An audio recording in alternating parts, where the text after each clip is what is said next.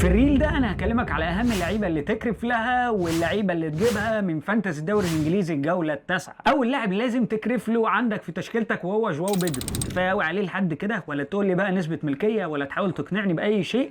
الواد مريح بقاله كتير وما اقنعنيش بجنيه ونص، وحتى في الثلاث اجوان هو ما قدمش حتى اسيست يرضينا بيه. تاني لاعب معانا وهو محمد صلاح من ليفربول. خلاص كده كفايه عليه وزي الفل قدام مانشستر يونايتد اللي المفروض كانوا يكسبوه، اللي اي حد بياكل عليهم عيش وحلاوه لحد دلوقتي ما قدمش اي مساهمه قدامهم. فانا شايف ان كفايه قوي على محمد صلاح لحد كده. ده لعيب ب 14.5 مليون، يعني حتى مش ب 6 7 مليون اقدر اقول لك تستنى عليه جوله جولتين. ده احنا متصبرين على رايندرز اللي هو ثالث لاعب معانا اللي بقول لك لازم تخلص منه، لان انا فضلت عليه دلوقتي نيدياي، وده اللي بقول لك عليه. اخر لاعب معانا خالص وهو جيو كيريز من ارسنال. كفايه قوي كده يا عم جو كيريز، هتقعد بقى تعدل لي في شعرك، بقالك 4 جولات بتجيب نقطتين، كفايه قوي عليك لحد كده. روح للعيبه اللي تجيبها وهقول لك البدائل دلوقتي. اول لاعب معانا وهو دبل اب من دفاع ارسنال، لازم يكون معاك واحد زياده جنب جابرييل، ايا كان هو تمبر او كالافيوري، الاختيار ليك وعلى حسب الميزانيه بتاعتك. انا مش هفرض عليك حد، ولكن انا معايا تمبر وشايف ان تمبر احسن من كالافيوري. تاني لاعب معانا لازم تفكر انك تجيبه هو برضه في خط الدفاع وهو جويهي من كريستال بالاس. لازم يبقى معاك، الواد بيعمل مساهمات كويسه